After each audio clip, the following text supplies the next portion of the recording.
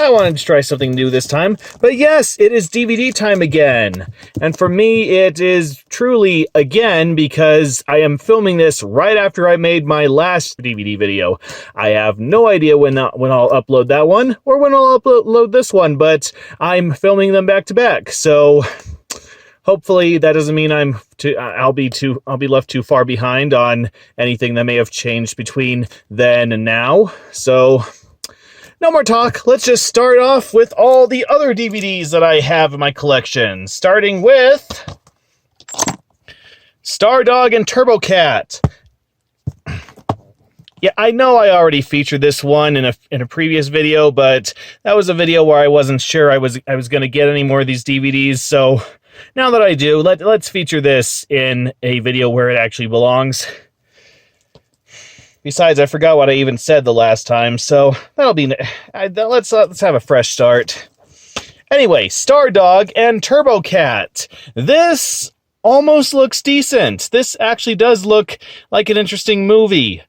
We have a Superman-like dog. We have a Batman-like cat. We have a rabbit and Rob the Robot.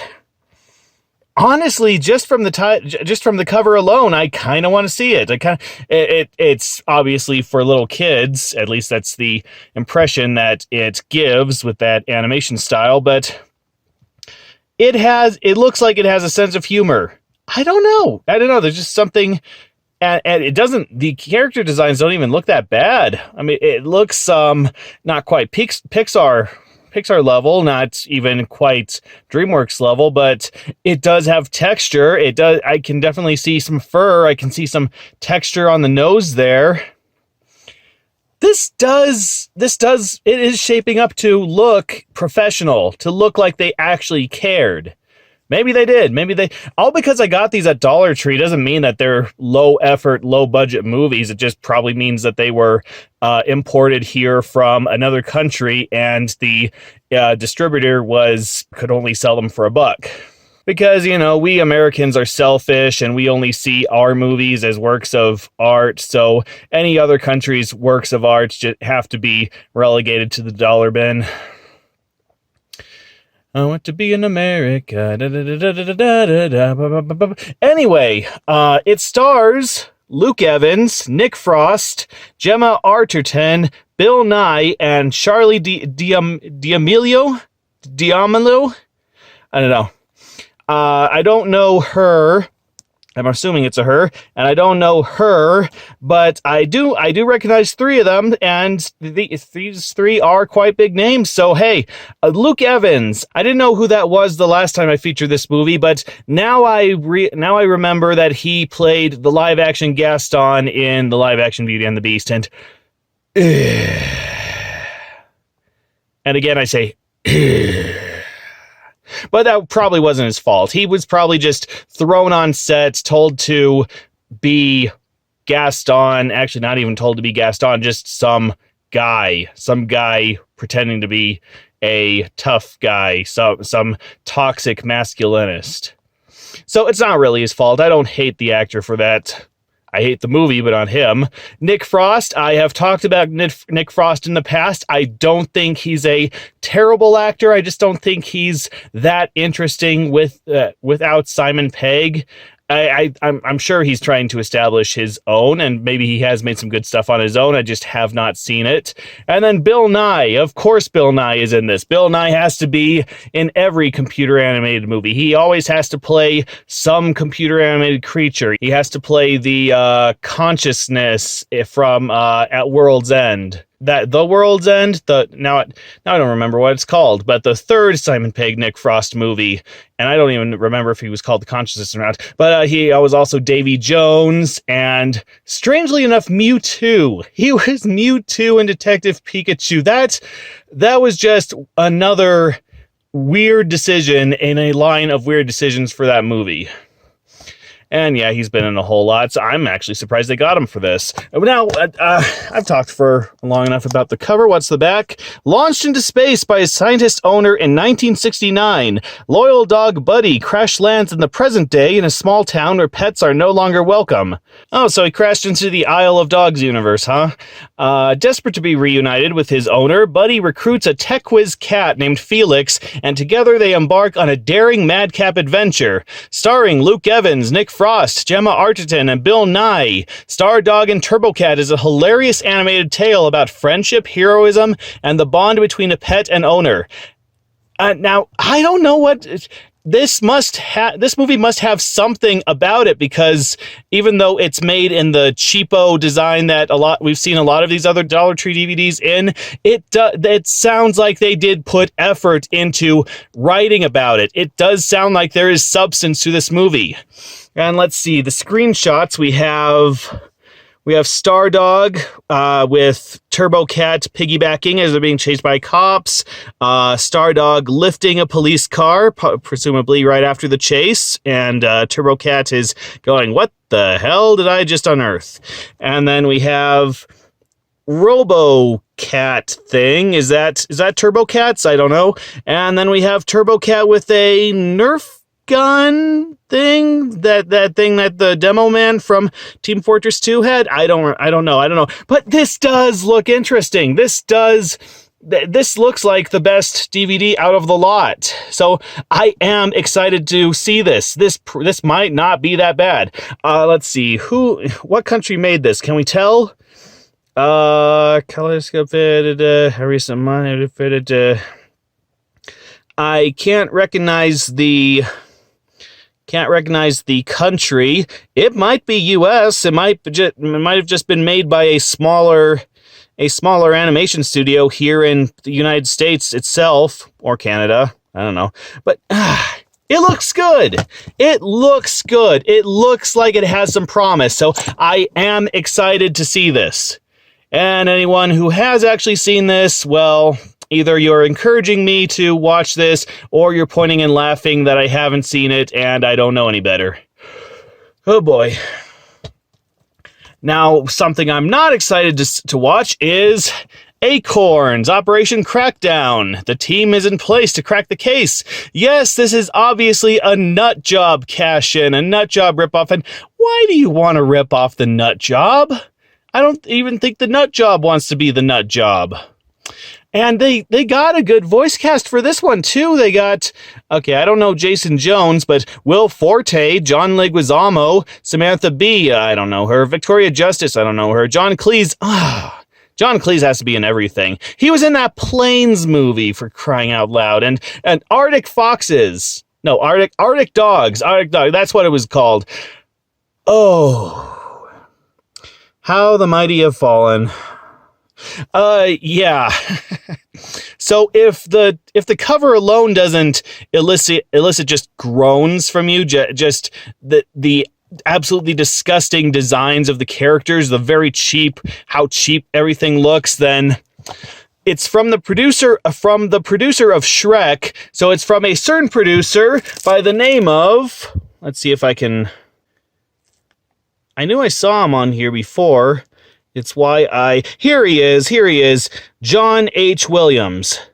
Now, you may not recognize that name, but he's the mastermind behind Valiant, Happily Never After, and, worst of all, Space Chimps. Yes, he's made these very, very pandering, very give-up DreamWorks ripoffs that are practically unwatchable. And if the main theatrical movies aren't unwatchable by themselves, he also made sequels to Happily Never After and Space Chimps. Happily Never After has some of the worst animation I have ever seen. It looks like something from the 80s. It looked like something from when they were just starting to do computer animation.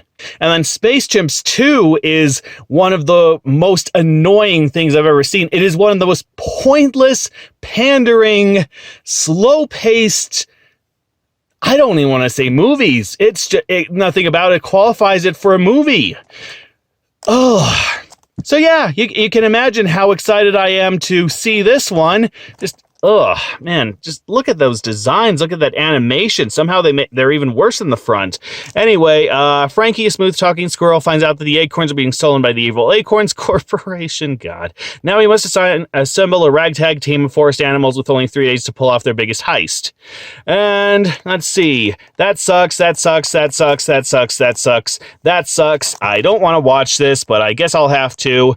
And it's endorsed by the Dove Foundation, which you might as well just set the DVD on fire. So, not excited about that one. I'll probably have to feature it one day, but not right now.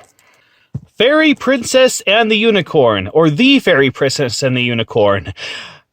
Could you have chosen a more generic title? That's one of the most one of those young girl pandering titles I have ever heard. I mean, what? You don't want to say the Fairy Princess and the Unicorn go to Ice Cream Mountain to fight the to save the rainbow people, while all the time discovering how friendship saves the little kitty cats. Ugh. Still, I guess it is more detailed than that Princess and the Dragon title we saw in the last video. Alright, so actually, sarcasm aside, the animation, the character design does not look that bad. They look fairly realistic. They look like little dolls, technically. Little realistic dolls. And yeah, the unicorn looks alright. The fairy looks alright. That fairy looks alright. The bird back there looks alright. And then even the dragon, even the little goofy dragon down here, he doesn't look that bad either. He kind of looks cute. And, is this fairy wearing pants? Because that looks quite suspiciously like, you're seeing this too, right? You see this? You see? Let's flip it over. Let's see. Enter a world of fantasy, friendship, and adventure in The Fairy Princess and the Unicorn. The fairy word of Bayala is a magical country where fairies have been living in harmony with nature for centuries. But one day, peace is put at risk when the evil fairy queen Ophira steals the precious dragon's eggs, where kingdom's magic lies. All of Bayala is in danger, but hope arises when a dragon egg is found. Well, that kind of sounds like he gave away the whole plot. Also, the magic is stored in the dragon's eggs. Well, then what happens when the dragons hatch? That's going to happen one of these days, centuries, right? Because so what? The dragons hatch and then they scorch the earth. There's no more magic. That now well, I hope they made a sequel to this, because now I kind of want to see that. Let's see. We have, I don't know, fairies staring at a cloud of something? A cloud. Why do they have to make these so blurry? What is it? No, all I see is a cloud of blue smoke with maybe a face on the left. I have no idea. And then they're in a boat getting tossed and turned. And then probably the evil fairy queen.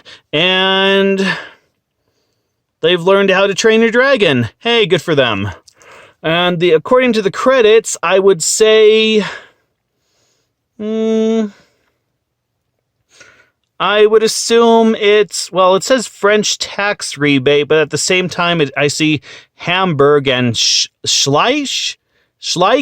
Is that how you pronounce that? I'm going to guess Germany. I'm going to guess this is a German film.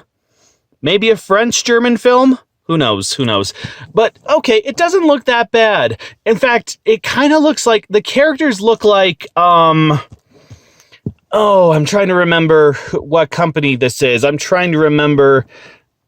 Ashens did an advent calendar of them one time. This fairy hand job figure is what he called it. But I don't remember what it's called now. But they look like that. They look like it's from some sort of toy company. But as toy-looking fairies go, this does not look that bad.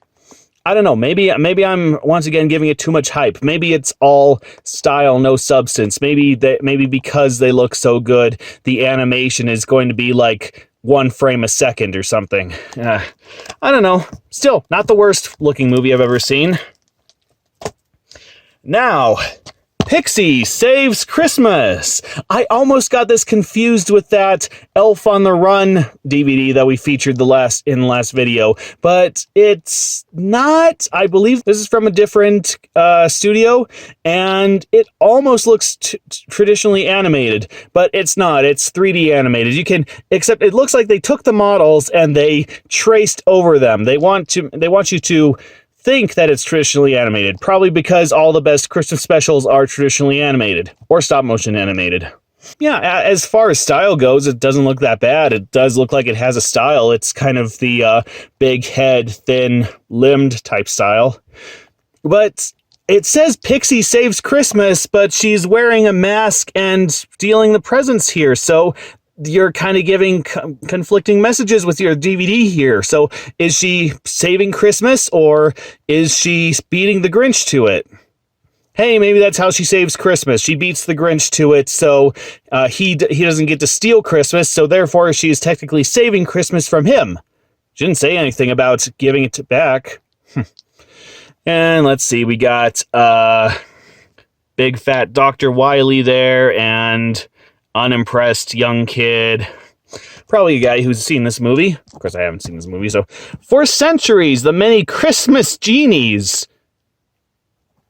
That live-action Aladdin movie has taken a weird turn. Live-action Aladdin sequel movie has taken a weird turn, I should say. The many Christmas genies of the world have worked together to bring magic and happiness to children. This year, however, former genie Monopolish, that is the greatest name ever, is determined to become the one and only Christmas genie, and launches a vicious attack on the secret Genies Forum. All hope for the survival of Christmas rests with Pixie Post, a lowly elf who must use all her wits and skills to thwart his evil plan and save the most magical time of the year. So I'm guessing this is that's Monopolish, and I'm guessing this is yet another one of those non-commercial Christmas specials. You know, I want to make Christmas all about money. I want to update everything, and then I want to charge people for their presents. And everyone's like, no, Christmas is all about heart. It's all about soul. It's all about the warmth you feel. Yeah, the only warmth I feel around the Christmas season is the hole burning in my pocket from all the money I need to spend on all the Christmas presents I need to buy. Anyway, Pixie's being a spy, and Monopolish is talking, and Santa is terrorizing a Jewish rabbi. Oh, it looks like there's a bunch of different nationalities. Maybe that's the idea. Maybe everybody represents a holiday around Christmas. That could be interesting. Sort of a coexist Christmas special. And Pixie is being bombarded by little slime things. And she's holding, I don't know, some kind of gun. Fart gun from Despicable Me? Who knows? Let's see. Basque government. Colombia? So I'm guessing it's somewhere in South America. So, I don't know. This kind of looks like one of those cynical Christmas specials, just saying that commercialism is bad for Christmas when it's trying to commercialize on Christmas. But hey, maybe around Christmas I'll check it out and see exactly what it is about. I think we covered that one. Now for some fun.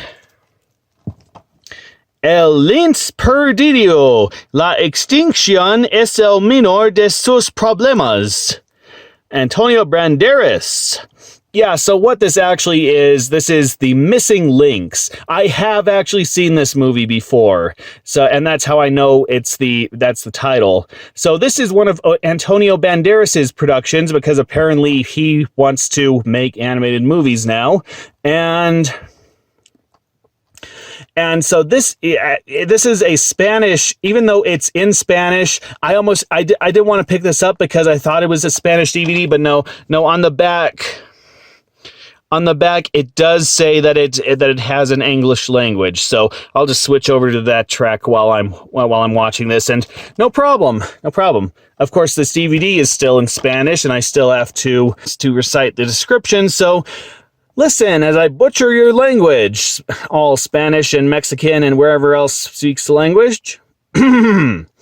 El lins podido narra las adventuras de un grupo desorganizado de animales que trata de evitar de ser atrapado por un millonario insensato y sus espiros. Siguen Felix, un lins que tiene mala suerte, y su grupo de amigos alocados aprenderán el valor de cooperar en un cuento improbable de amistad y heroísmo. I'm sure all Spanish speakers are currently shaking their heads.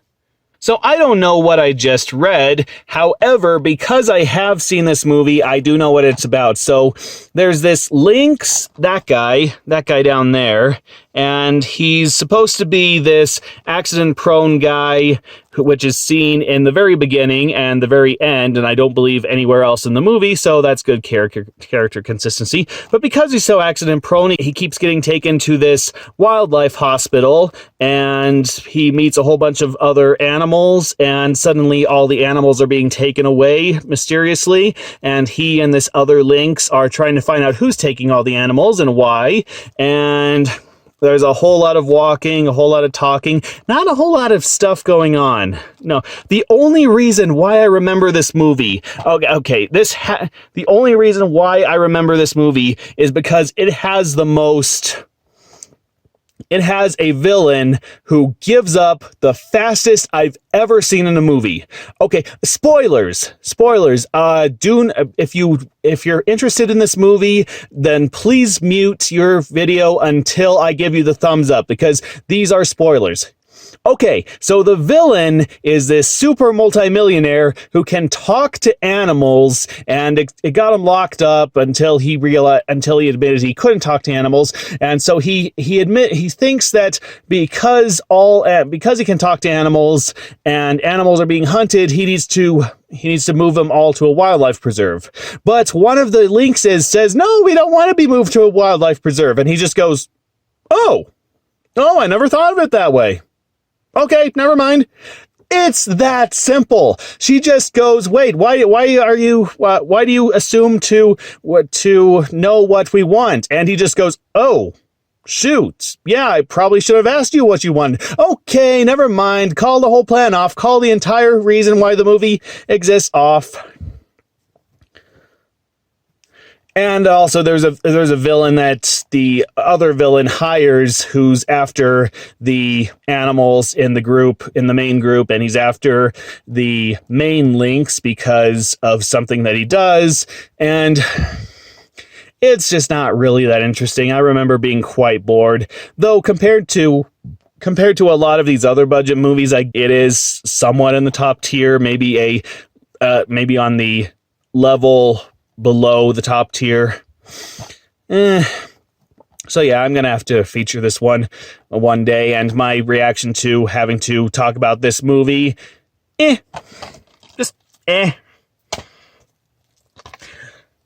Three Little Pigs and the Magic Lamp. Okay. Wolves beware. What do I say? This looks like one of those YouTube Kids cartoons. This looks like one of those mass-produced CGI cartoons that you see on YouTube Kids that were made in like a week. That these Indian, China, English dubbed things. Refrigerator, yes, Poppy. Do you have water? No, Poppy. Telling lies? No, Poppy. Open the door. Ha, ha. That's the only one I've actually really seen, and I'm kind of addicted to it. But yeah, this just looks very cheap, very cartoony, very 2-year-old play school toys, which I'm kind of hoping it's super ultra mega violent now. Because if it is, that would be the best movie ever. Let's see. 3 little pigs, Melanie, Danny, and Bobby, are best friends and longing for adventure. One day, they find a treasure map which could lead them to the mysterious magic lamp, unlocking the mystery and secrets of the forest. Along the way in their quest, the pigs encounter the original owners of the treasure map, the evil wolves who want it back. Everyone knows that whoever holds the magic lamp can rule the forest, so it is a race for the pigs to use their courage, brains, and heart to find the lamp and save their school. Okay, in this adventure of good versus evil. What do I even say to this? So, it doesn't even sound... It sounds like the only relation to the 3 Little Pigs story is that there are 3 little pigs, and then there's a wolf. There you go. I don't know. Maybe it went under some other title in its original country. Maybe it's us Americans that had to give it the 3 Little Pigs title just because, hey, it had 3 little pigs. So maybe it had a better title, some title that was more... that had more context to the movie than 3 Little Pigs. I don't know. Let's see. Cute image, slightly less cute image, but still could be a cute image. And cute image. This is for little kids.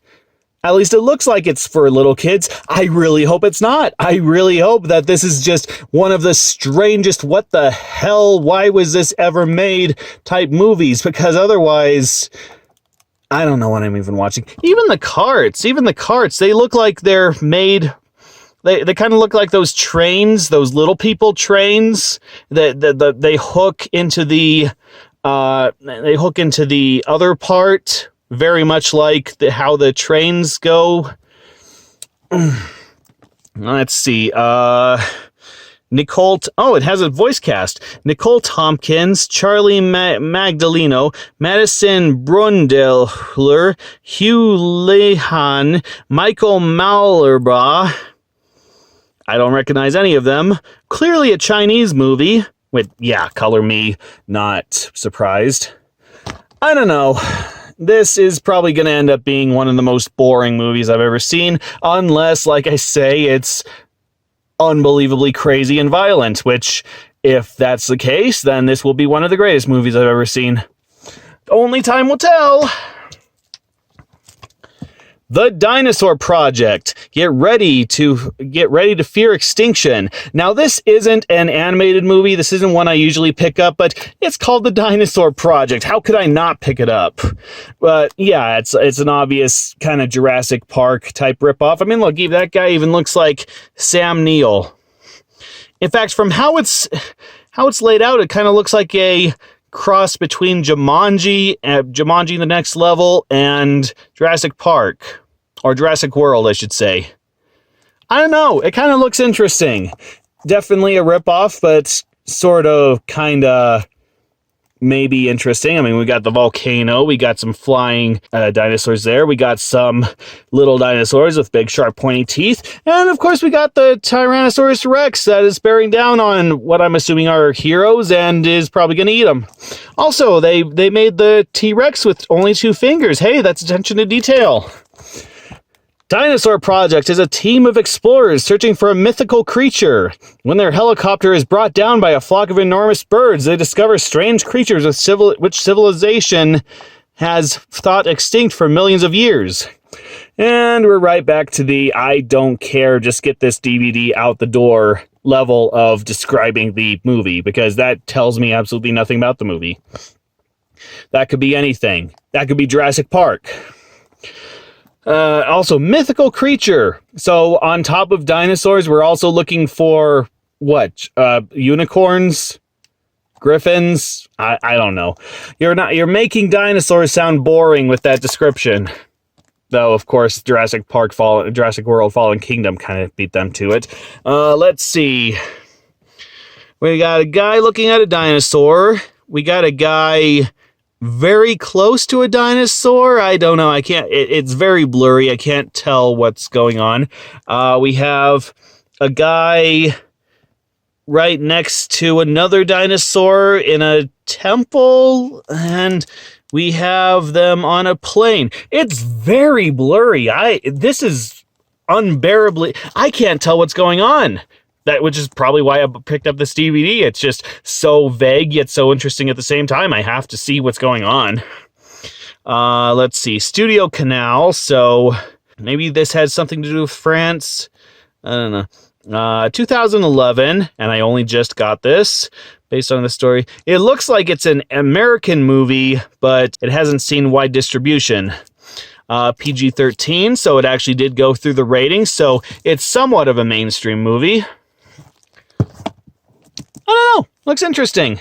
If this is more interesting than Jurassic World Fallen Kingdom, well, that's not exactly a high hurdle that they need to get over. Mission to the Moon, where no duck has gone before. So, you know what this looks like? It looks like we have another stop-motion movie, which is nice. I like stop-motion movies. I like it when they give us a break from the traditional CGI movies. Or maybe this is CGI and just looks like stop motion. I don't know, but either way, nice style. Nice. It definitely looks like it has a more European style. You can kind of tell. At least I, as an American, can tell. There's sort of a difference between American animation and European animation. I don't know. You just look at it and it's different. It's just something's off about it. I'm not saying that's a bad thing. I'm just saying that it's quite obvious. So we got what I'm guessing is a duck, a very black duck, in a space suit, a homemade space suit with mittens, giving a thumbs up. Very hard to do with wings, I would imagine. And then we have a hedgehog, mole, little furry troll. I have no idea. He has a cute hat, though. Actually, it kind of looks like the 5th Doctor Who. Is this a send up to, shoot, now I don't remember his name. Peter Davidson? Was Peter Davidson the 5th Doctor? Now I don't remember. Actually, no, it wouldn't be the 5th Doctor, would it? It would be the 4th Doctor, I believe. I believe the 4th Doctor had the scarf and the hat. Maybe. I have not watched Doctor Who that far back, so I'm just guessing here. But it looks like the rocket back here is sort of a repurposed silo with several levels. I feel like I've seen something like that before. I feel like I've seen a movie where somebody turned a rocket with a bunch of levels. No, a silo into a rocket with a bunch of levels. Like everybody was living on different levels of the rocket. I remember something about it. It might have been a kid's book from way back when. It just what I'm thinking about right now. Also, there's a very hairy man at the top doing a King Kong. I have no idea what that's about.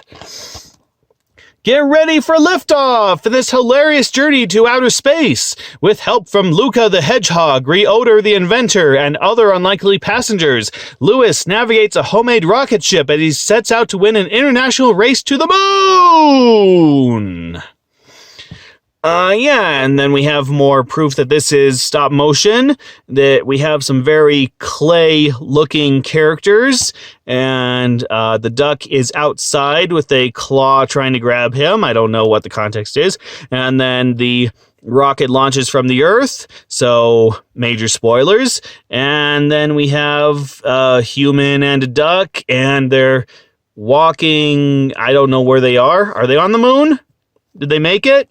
Well, obviously they made it. They got the rocket there, so I don't know. This reminds me, you know what this makes me think of? This makes me think of the very first Wallace and Gromit little short where they go to the moon. And because they think the moon's made out of cheese, so they just figure, hey, that building a rocket is cheaper than going to the store, so whatever. And hey, whatever reminds me of Wallace and Gromit isn't that bad. Unless we're talking about the last Wallace and Gromit short, that Matter of Loaf and Death serial killer thing, which I didn't really care for. Let's see. According to the credits, no, I can't tell where this was made based on the names. I want to say it's a Swedish film. I may be wrong. I may be completely wrong. I may have just offended a whole bunch of people. But that's what I get for being a stupid, ignorant American. But yeah, stop motion movie. Even if it sucks, I will still appreciate it for the style and all the work that went into it. I want to make a stop motion movie one of these days, probably a stop motion brick movie, and well, let's hope that it turns out at least as good as this one. I haven't even seen it yet, but this is the standard of quality I'm going to be holding it to. Lewis and the Aliens, Extraterrestrial, Extra Trouble. Written and directed by Academy Award winners Wolfgang and Christoph Lowenstein. I don't know who those are. Hello, Will Forte again. This is probably a better movie for you than that Acorns movie. Leah Thompson. Now, why does that ring a bell? Didn't she play the mother in Back to the Future? Is that why that rings a bell? I've heard that name. I have heard that name. Anyway, it's a CGI movie. Kind of looks like one of those Dr. Seuss movies, actually. That kid looks like the kid from the Lorax, which I don't need to be reminded of the Lorax. Actually, you know what this reminds me of? This reminds me of that TV show, My Pet Alien. I have never actually seen that show except for a few minutes here and there, but this is what... Oh my god, the kid's... Oh my god, the kid has like brain damage there. Is that a part of the movie? Is that actually a theme of the movie, or is that just very badly... Is that just a poor choice on the artist's parts? Because that cannot be healthy. That looks like he just drilled through his head like Jim Carrey in The Incredible Burt Wonderstone. That's ugh. Also, he kind of looks like that Merida figure from that Disney Minis unbagging I did once upon a time. Also, a piece of his eyebrow is missing. Is that related to ugh? Also, wait a minute. Is she... Oh, no. She's just using the pencil to hold her hair up in a bun, probably. She doesn't actually have it stuck through her head. Though, if that kid actually does look like that, then who knows? Okay. With his father obsessed with finding proof of extraterrestrial life, 12-year-old Lewis does his best to take care of the house and lead a normal life. Well, sounds like child services need to be called in here then. Unfortunately, the neglect from his father drags Lewis's life down. He's at risk of being taken away and sent off to a boarding school. Hey, what do you know? I actually guessed it. When a group of 3 awkward aliens are drawn to Earth after watching too many of the Home Shopping Network, they inevitably run into Lewis. Feeling like he's finally found a true family, Lewis dedicates himself to helping them find their way home so he also can escape his own fate in this wild and wacky, out-of-this-world adventure. Well, if your father is so dedicated to finding aliens that he ignores you, then yes, I think you should be somewhere else than home. I mean, all because they're genetically related to you doesn't necessarily make them family, but at the same time, the aliens landed, so that solves a problem, doesn't it? The dad can stop looking for aliens because the aliens are here, so now he can go, oh, okay, now my life's purpose is complete, so now I can actually get back to, raising my family. Let's see. We got a maid looking at the alien. We got aliens floating around and looking cute. And we got some very goofy... Are those the aliens? Are those the aliens in disguise? I can't tell. Oh, but you come for the movie. Stay for the Say Hey music video by Paul Konginger? I don't know. It is rated PG, though. They actually did pass this by the ratings board, so that's somewhat official. Let's see. Too much text and very blurry. I can't tell. Let me see. Okay, it says Danish Films Institute, so I'm assuming this is a Danish film. Or a German film. Danish German. I have no idea. I'm not too excited about this movie. Like I say, it reminds me of My Pet Alien, and anything that reminds me of My Pet Alien is not going to do right in my book, but I could be surprised. Apparently the kid's eyes look right in this shot, so I guess the shot on the front was just a very bad choice on the designer's part, or a very, very unfortunate accident. So, well, love you, Will Forte, but I don't know, you have the worst choices of movies here. Or maybe this movie's going to be awesome and you're going to be awesome in it. Maybe you're going to be the best part of this movie. Which, considering maybe this movie's going to be at such a level that that's not exactly something that could be considered an accomplishment. Maybe I should just stop talking about a movie I haven't seen yet and put it aside until I do. That's probably the best course of action. And our final DVD for this video is Spy Cat. Addison Rae is Spy Cat. I don't know who that is, but she's playing a Spy Cat, apparently, along with a very malnourished duck and a very poofy chicken. One secret mission, one possum. Nope. You lost me. You have completely lost me. I'm not interested in this movie. Yeah, very obvious James Bond spoofing there, the laser beams, and honestly, it reminds me of Agent Fox. Why you would want me to remember Agent Fox, I have no idea. All right, let's see. Marnie, a pampered house cat, trades a life of luxury for a new adventure as a private eye. With help from new friends and her favorite detective TV shows, Marnie sets out to solve a mystery and prove she's more than just a house cat. Again, you haven't told us anything about the movie. What is it about? What are we supposed to be invested in? What is supposed to be going on? I mean, why is the cat doing bug eyes there? Who are these people? Why is she at a very old-fashioned computer? And that's a Red Baron and some sort of helicopter going on in the background. I don't know what's going on. I really don't. I have heard other people talk about this movie. I haven't actually seen any reviews, but I have heard about people talking this movie, and the general consensus is so that'll probably be my consensus too.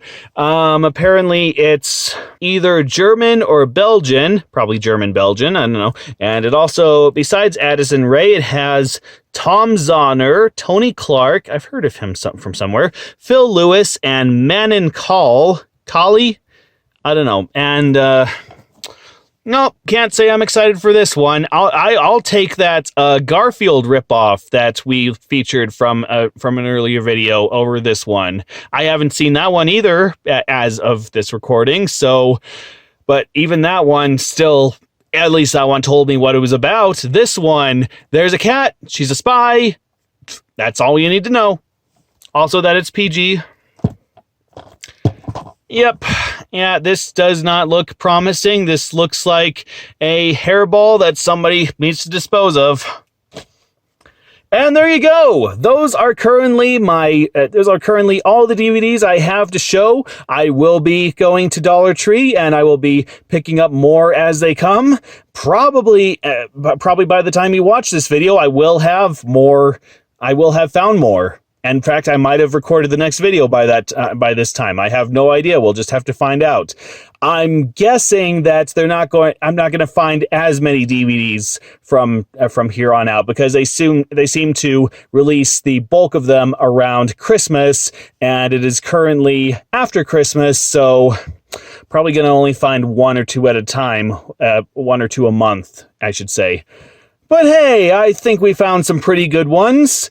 Nothing Sneezing Panda related, thankfully. Though that Dinosaur Project, no, nothing can be worse than Sneezing Panda. I hope. That Acorns one, maybe. Yeah. Let's see, I'm supposed to put something in front of the camera to say that it's the end, aren't I? See what's in my general vicinity that I can put in front of the camera. Disney Infinity Nova figure. I don't know who this character is, but I have a Disney Infinity figure of him, so he bids you goodbye. Goodbye.